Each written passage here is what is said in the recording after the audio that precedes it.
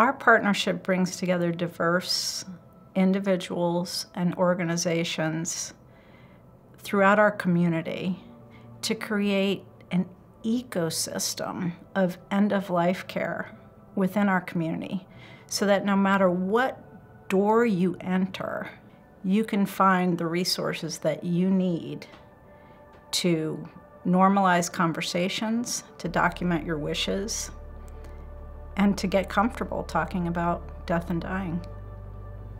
End of life is something that is inevitable for all of us.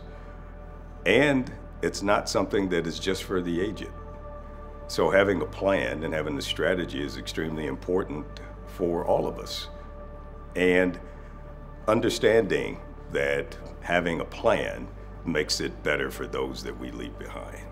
If people know what our wishes are, if our loved ones know what we want and what's important to us, then they aren't burdened later wondering about the decisions that they had to make for us.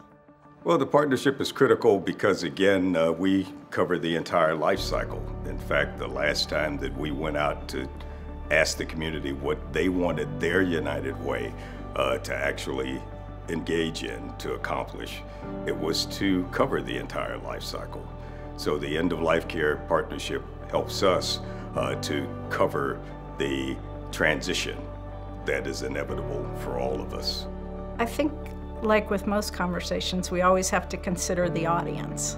So who are we talking to, and what are their values, and how do they prefer to communicate? One way that I've found is a nice way to open the conversation is to just ask the question, what matters most to you in living your life every single day? And that opens up such rich conversation about priorities, bucket lists, things we want to do, people we want to spend our time with, conversations we haven't had. It's extremely important that not only they get comfortable with it, but everyone should have a plan. And I think that that is what the end-of-life care partnership and our goal and our objectives are, more than anything, is to get a level of comfort so that in that transition, we can focus on each other. No matter what door people enter in our community, they can get the resources they need for end-of-life care. There's literally room for everyone at the table. Well, my plan is not your plan, and that's important.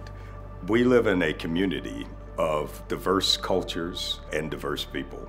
It's the strength of our community that we can all come together to be able to make this mission come alive at United Way. It's incredibly fulfilling to have those conversations. So the challenge is really in just getting it started. It's like anything else. The more you talk about it, the more comfortable you become. And the more people realize that, in fact, it's a way to connect with others in such a rich way, because it's all about talking about what matters most to us and what our priorities are for living every single day up until the last day.